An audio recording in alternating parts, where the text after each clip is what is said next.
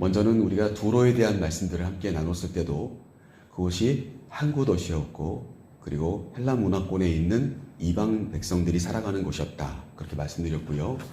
그리고 우리가 어제 나눴던 가이사랴 빌립보도 마찬가지로 새롭게 꾸며진 신도시라고 할 수 있는 곳이죠. 그래서 헬몬산에서 내려오는 물과 그리고 풍성한 나무들과 신전들이 있는 아름다운 공간으로 만들어 놓고 그 당시 황제에게 그 도시를 바쳤던 그런 장소였다. 그렇게 말씀드렸고요. 오늘 우리가 함께 나누려고 하는 장소는 여러분들 이제 지도를 한번 보시면 갈릴리 쪽이 보이시면 갈릴리 바다를 건너서 오른쪽으로 지나가시면 갈릴리 바다 바로 밑에 가다라라고 하는 지역이 나오고 데가볼리라고 하는 단어가 나올 겁니다.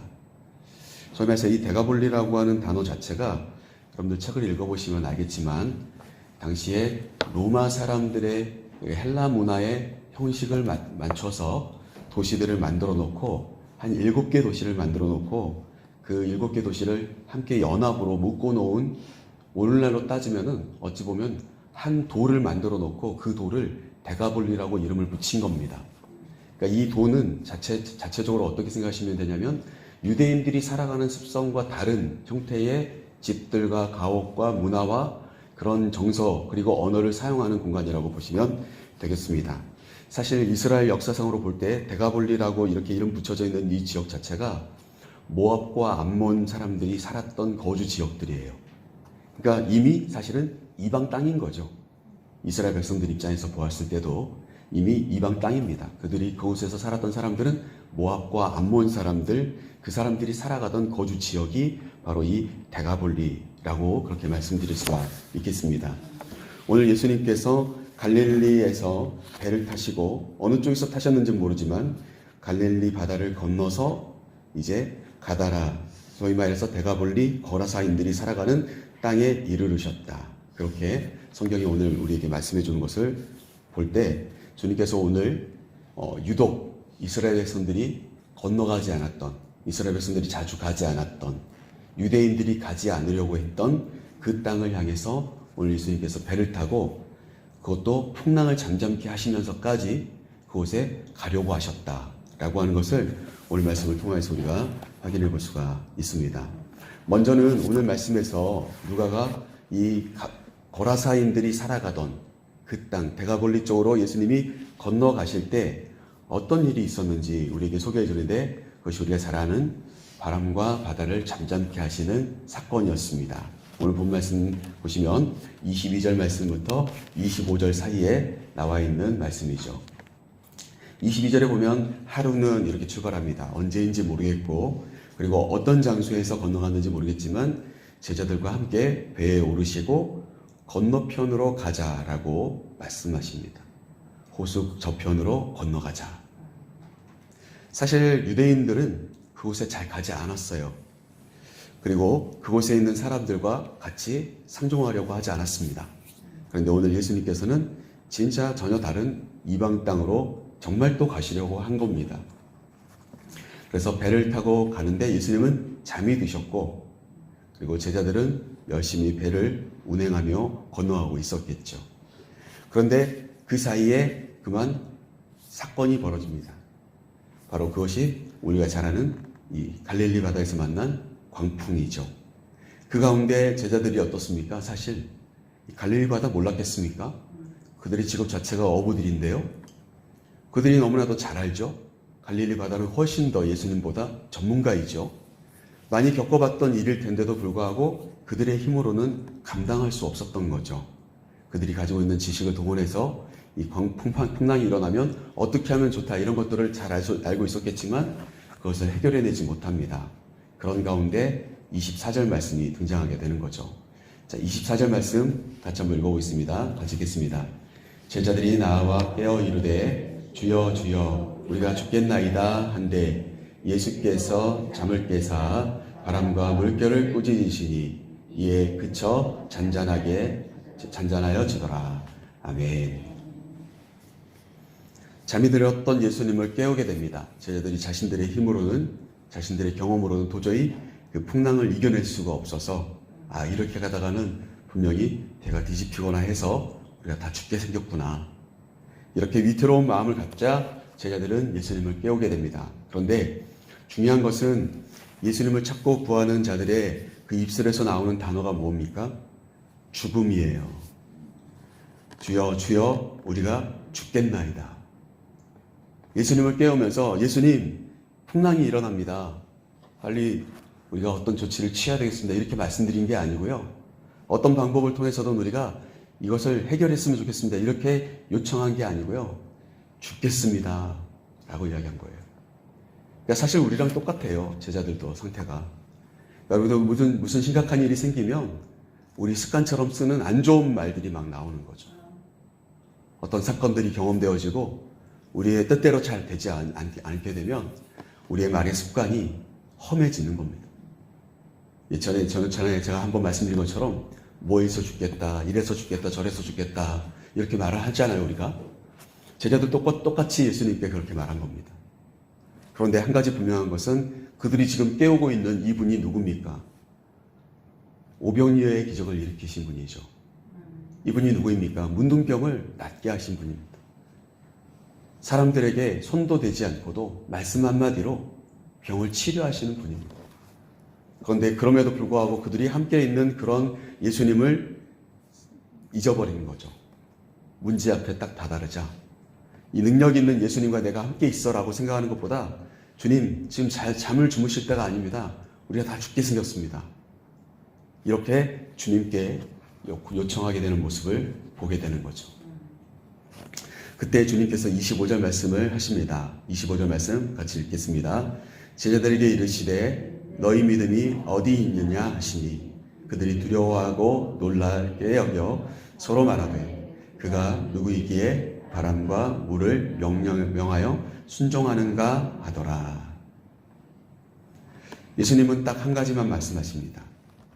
너희 믿음이 어디 있느냐 이렇게 말씀하세요. 예수님께 꾸지람을 들었다는 말씀도 될 수 있겠지만 반대로 너희들이 도대체 어떤 믿음의 사람들이냐 이렇게 예수님께서 되물으신 이유이겠고 반대로 생각해보면 너희가 그렇게 두려워하는 이유가 뭐냐? 나와 함께 있는데 내가 말만 하면 세상의 모든 창조주의 하나님의 아들이라고 너희가 고백했는데 그런 나를 너희가 믿기만 한다면 무엇이 문제가 되겠느냐? 라고 주님은 물으시면서 대신 어떠한 질문을 하십니까? 믿음에 대한 이야기를 하신 거예요. 결국 어떻습니까? 믿음의 반대말은 교회를 안 오는 것이 아닙니다. 믿음의 반대말이 신앙생활을 멈추는 것, 그게 믿음의 반대말이 아니에요. 오히려 믿음의 반대말은 우리가 그렇게 흔하게 생각하는 두려움일 수 있습니다. 주님이 보이지 않는 것, 그 두려움이 너무 커서 주님이 보이지 않는 것, 주님을 찾지 못하는 모습, 그게 믿음이 없는 모습이다 라고 하는 것을 이 말씀을 통해서 우리가 한번 생각해 볼 필요가 있겠습니다. 바라기는 사랑하는 성도 여러분, 저와 여러분에게는 항상 힘들고 어려운 일이 다가올 때마다 주님이 먼저 찾아지고 주님을 먼저 찾아가야 되겠다. 주님을 먼저 깨워야 되겠다. 주님께 말씀드려야 되겠다. 라고 하는 그와 같은 어떤 문제 앞에서 주님이 보이지 않게 되는, 문제 때문에 주님이 가려지는 것이 아니라 문제보다도 더 크신 주님이 먼저 보이게 되는, 그게 진짜 믿음이다.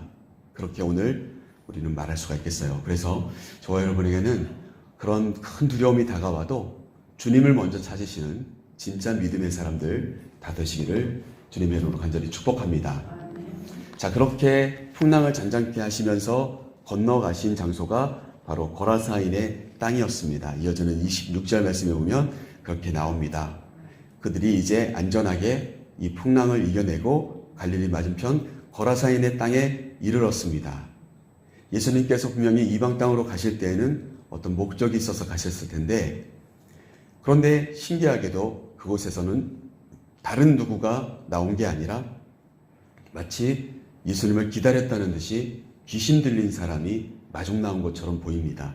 그게 바로 본문 27절 말씀이죠. 우리 27절 말씀 같이 한번 읽어보겠습니다. 같이 읽겠습니다. 예수께서 육지에 내리심에 그 도시 사람으로서 귀신 들린 자 하나가 예수를 만나니 그 사람은 오래 옷을 입지 아니하며 집에 거하지도 아니하고 무덤 사이에 거하는 자라. 저는 여러분들이 가지고 있는 책에 보시면 이 거라사라고 하는 지역에 대해서 설명하면서 데가볼리라고 하는 이 지역 자체가 아까도 제가 잠깐 설명드린 것처럼 알렉산더 대왕 때부터 헬라 문화가 스며들었던 장소예요. 그러니까 굉장히 빠르게 유대인들의 그 지역보다도 훨씬 빠르게 이 지역은 흡수되었고 헬라 문화를 흡수하였고 세상 문물이 빨리 들어온 장소이고요.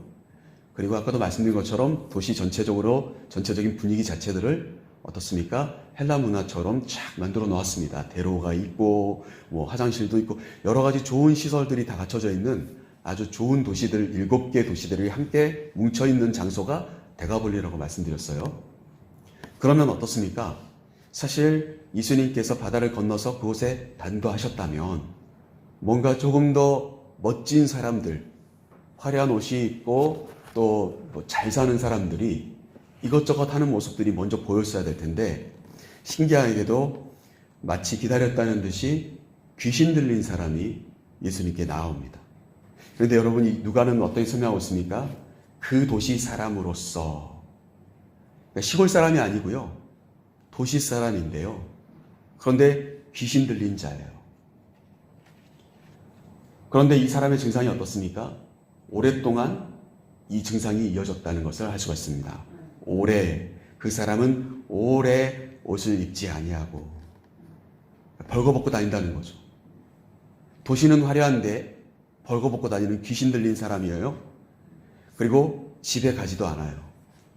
분명히 이 사람도 이 도시 사람이라면 집이 있을 텐데 그 집도 헬라 문화의 가풍으로 되어 있는 고풍적인 어떤 그런 아주 좋은 집이 분명히 있을 겁니다. 그런데 집은 좋지만 그곳에 살지 않아요. 그리고 도리어 어디에 삽니까? 무덤 사이에 살아가요. 저는 예수님께서 이곳에 왜 그렇게 가려고 하셨을까? 왜 이렇게 옷을 입지도 않고 집에 가지도 않고 무덤가에 있는 사람을 처음 우리에게 누가는 소개하면서 거라사인의 땅에 풍랑까지 잔잔케 하고 가자마자 만난 이 첫 번째 사람, 이 사람 한 명을 왜 그렇게 우리에게 소개해 주고 있을까? 저는 여기에서 한 가지 우리가 교훈을 얻어야 된다. 어떤 교훈이냐면 먼저는 그렇습니다. 아까도 말씀드린 것처럼 그렇게 화려하고 좋은 공간 속에 살아가는 것 같이 보이지만 제정신에 살아가는 사람이 아닐 수 있다 라고 하는 것. 우리가 생각할 때는 세상의 흐름 가운데 살아가지만 그것이 제정신에 살아가는 것이 아닐 수 있다. 저는 간혹 그런 말씀을 들어요. 정말 돈이 많으신 분들은요, 별장도 있고 집도 여러 채 있고 막 합니다. 그래서 계절마다 어디에 가서 생활하기도 하고 막 그런 분들도 제가 본 적이 있습니다. 제가 여러 곳에서 사역하면서 많이 만나봤습니다. 그런데요, 그런 분들이라고 해서 꼭 신앙생활을 잘하는 건 아니더라고요. 예수님 안에 딱 붙잡혀 있어서 뭔가 잘 되는 거라고 저는 생각되어지지 않는 분들도 많더라고요. 오히려 그것이 허세일 때도 있고. 여러분, 요즘 이 시대가 그래요. 돈 많이 벌어서 큰 집 사놓고도 자신이 만족하지 못하고 그곳에서 누리지 못하고 감사하지 못하고 그리고 자꾸 밖에 나가서 살아가요. 그 집 의리의리하게 만들어 놓고 사놓고 굳이 잠만 한번 자러 들어가는 그런 사람들도 많고요. 그리고 심하게 말하면 이제 그 집을 잘 이용하지 않아서 세놓고 자기는 여기저기 떠돌아다니며 살아가요. 그런 분들도 많이 봤어요. 어찌 보면은 이 거라사라고 하는 지역, 그리고 거라사인들이 살아가는 이 데가볼리 지역 자체도 정말 겉은 그럴싸하고 그들이 문물을 빨리 받아들였을지 모르지만 영적인 아픔 가운데 자기들이 어떤 모습으로 살아가는지를 모르는, 영적으로는 벌거벗고 살아가는 사람들, 영적으로는 무덤가에 살아가는 사람들, 영적으로 어두운 그늘 가운데 살아가는 사람들이 많은 곳, 바로 그곳을 소개해주기 참 좋은 이 한 사람이 아니었을까, 그런 생각을 해보게 됩니다. 사랑하는 성도 여러분, 그래서 무엇이 중요할까요? 내가 온전한 정신으로, 온전한 영적인 모습으로 살아가고 있는가? 여러분, 우리는 그것을 확인해야 됩니다. 도시는 그럴싸한데 맨정신으로 살아가지 못해요. 온전하지 못해요. 예수님은 그 사람을 만나신 거예요, 오늘. 아니, 거꾸로 말하면 그 사람이 예수님께 먼저 나온 거죠. 여러분, 온전한 영과 온전한 육체와 온전한 마음으로 살아가시는 귀와 복된 한날의 삶이 되기를 간절히 소망합니다. 또 한 가지 우리가 생각해 볼 수 있는 것은, 과연 그렇다면 예수님은 이 사람 한 사람을 만나기 위해서 그곳에 건너가신 것일까? 여러분, 어찌 보면 우리는 잘 압니다. 이 사람 한 사람만 만나고 예수님은 거의 쫓기듯이 다시 배에 오르셔야 됐거든요. 오늘 말씀이 그렇게 나와 있어요. 예수님과 제자들은 오늘 본 말씀 39절에 보면 예수님은 그렇게 다시 환영받지 못하고 떠나시게 됩니다. 결국 어떻습니까? 이 사람 한 사람을 주님이 만나러 가셨다면 예수님은 정말 굉장한 사랑의 주님이시다. 여러분, 이 길이요, 쉬운 길이 아니잖아요. 거리도 멀지만, 거리도 멉니다. 갈릴리 바다를 건너가셔야 되고요. 그리고 거리도 멀지만 마음도 멀어요.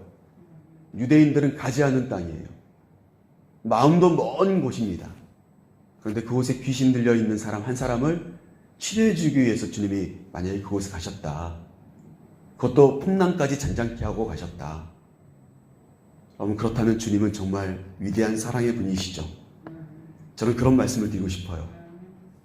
주님이 저와 여러분을 보시기만 하면 어떠한 방법, 수단이 가리지 않고 주님은 저와 여러분 만나시기 위해 오실 것입니다. 그리고 저와 여러분 한 명을 위해서, 한 영혼을 위해서 주님은 그 먼 길 마다하지 않고 오십니다. 그리고 주님은 풍랑도 잔잔케 하시며 오십니다. 그 한 영혼 때문에. 그리고 그 한 영혼 치료하신 것으로 만족하십니다.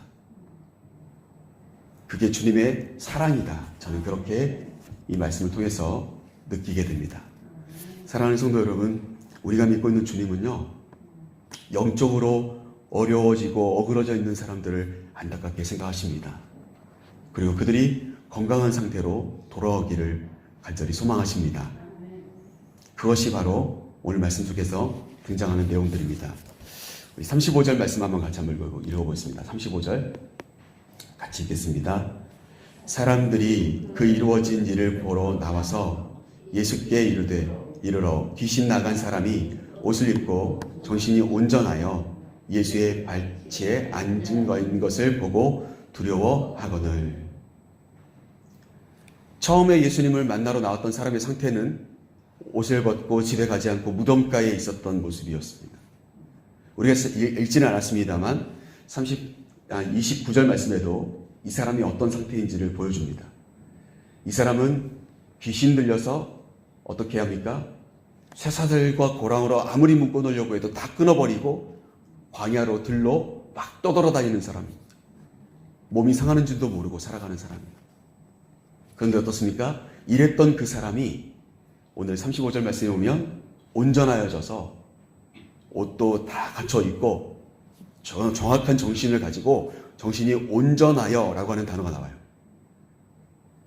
그러니까 주님이 이 사람을 만나서 해주고 싶었던 그 장면이 바로 이와 같은 모습이죠. 주님은 오늘도 저와 여러분이 어떤 마음으로 살아가는지 주님은 잘 아십니다. 그러면서 주님이 원하시는 것은 온전하여지는 것입니다. 정신도 영도 육체도 건강하여지고 강건케 되기를 주님은 원하십니다. 그런 주님의 그 마음이 어떻습니까? 먼 길도 풍랑도 다 뛰어넘고 오셔서 그를 만나주시고 그 안에 있는 귀신을 쫓아내 주시더라는 거예요. 여러분, 오늘 이 말씀 속에서 우리가 함께 읽어봐야 될 것은 30절 말씀이에요. 30절 말씀 같이 한번 읽어보겠습니다. 예수께서 내 이름이 무엇이냐 물으신즉 이르되 군대라 하니 이는 많은 귀신이 들렸습니다. 여러분이 가지고 계신 성경책에도 보시면 조금 이렇게 관주가 달려있는 성경책을 보시면 그 군대라고 하는 단어의 뜻이 뭐냐면 레기온이라고 하는 단어가 나와요. 한 개의 여단이라고 하는 거죠. 군대 갔다 오신 남자분들이나 좀 아시는 부분인데 군대가 있고 그 군대가 모여서 연대가 되어지고 연대가 모여져서 사단이 되어지고 사단이 모여져서 되는 게 군단 내지는 여단이에요. 그러니까 인원으로 따지면요 10,000명 이상이 되어집니다. 그러니까 한 사람의 몸에 10,000개 이상의 귀신이 들어가 있었다. 엄청난 일이죠.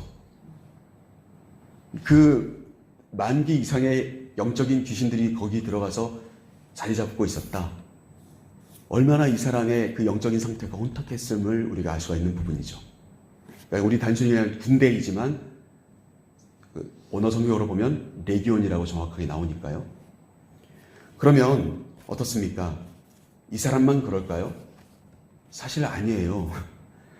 우리 신앙인들도 이 세상을 살아가는 많은 사람들도 항상 우리의 마음 상태가요 동일하지 않을 때가 있어요. 내 스스로의 마음도요 갈팡질팡합니다. 어떨 때는 내 마음이 들떠 있고 어떨 때는 가라앉아 있고 우울하고 어떨 때는 행복한 것 같다가 어떨 때는 내가 처참해 보이고 불쌍해 보이고 억울하고 막 그렇지 않습니까 여러분?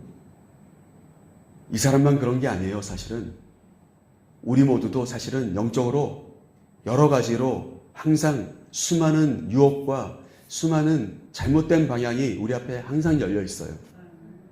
우리는 그런 것들을 선택하며 나갈 때도 있고요. 때로는 거부하고 영적으로 온전히 서보려고 할 때도 있습니다.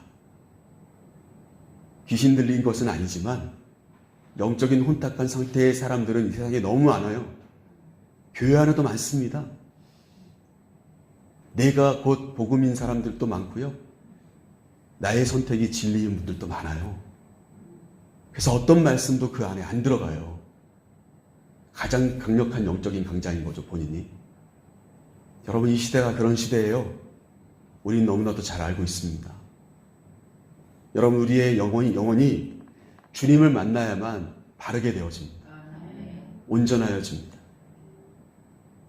어떠한 수많은 영적인 그런 혼탁함 속에 있던 사람도 그 안에 있는 모든 어둠의 세력을 예수님께서 일거에 말씀 한마디로 내어 쫓아버리십니다. 그랬더니 이 사람이 아까 말한 것처럼 온전하여지더라. 여러분, 오늘도 저와 여러분이 바라는 것은 다른 것이 아니라 주님께서 내 영을 향하여서 말씀해 주시기를 원해야 돼요.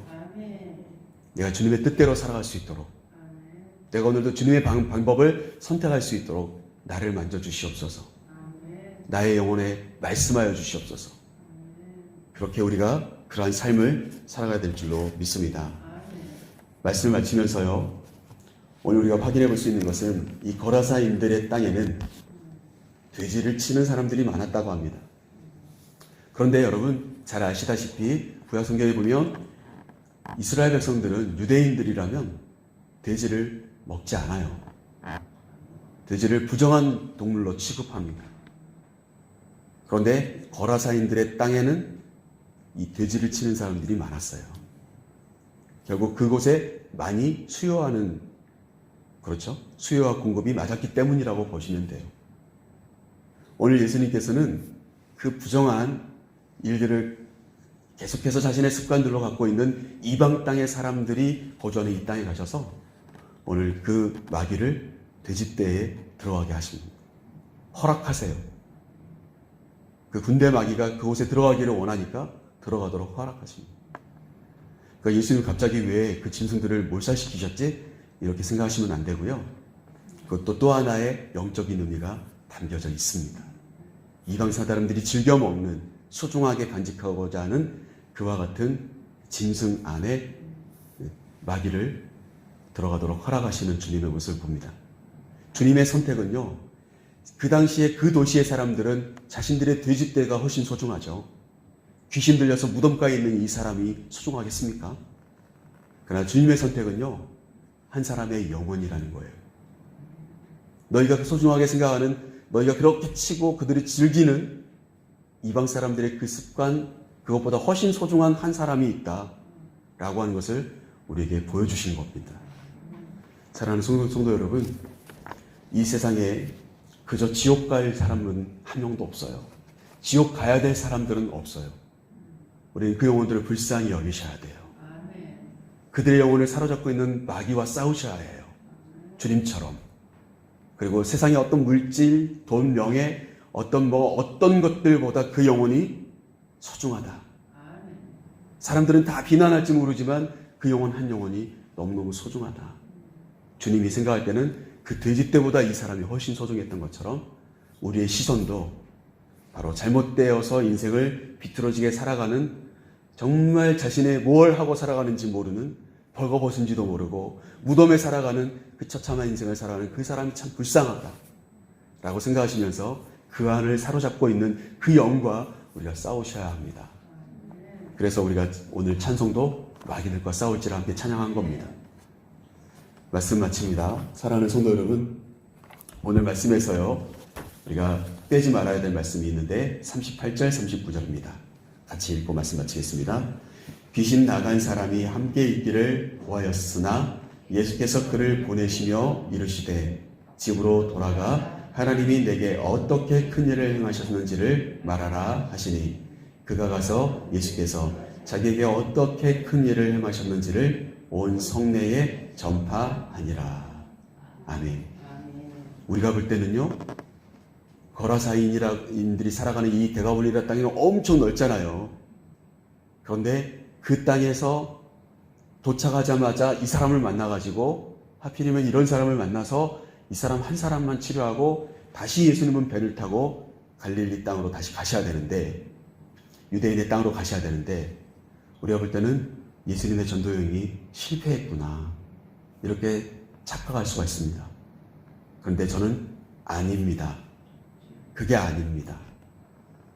이 뒤에 이 사람이 복음을 전하면서 자신이 어떻게 이렇게 온전해졌는지를 전하면서 벌어질 예수님의 복음의 행전이 궁금할 따름이지, 이 뒤에 이 지역에 복음이 전파되지 않았다는 것이 아니라 이 사람이, 귀신 들렸던 사람이 온전해진 것을 보러 온 사람들이 있었고 돼지치던 사람들이 있었고 그리고 이 사람이 있었기에 주님은 이 사람들이, 거라사인 사람들이 주님께서 떠나기를 요청하였지만 부담 갖지 않고 이 사람 한 명만 치료해 주시고 떠나지만, 그러나 어떻습니까? 예수님의 복음은, 예수님에 대한 소식은 이 뒤로 정말 많이 증거됐을 것이 분명하다. 바로 그것이 오늘 제가 마지막으로 여러분들에게 드리고 싶은 말씀입니다. 단 한 사람입니다, 사실은. 그러나 그 단 한 사람이지만 그 한 사람을 통해서 앞으로 이어질 수많은 이야기들이 있었을 거라고 저는 확신하고, 분명히 하나님의 영은 그렇게 역사하셨을 것입니다. 여러분, 저와 여러분 단 한 사람입니다. 그 단 한 사람이 변화되기를 간절히 소망합니다. 기도하겠습니다.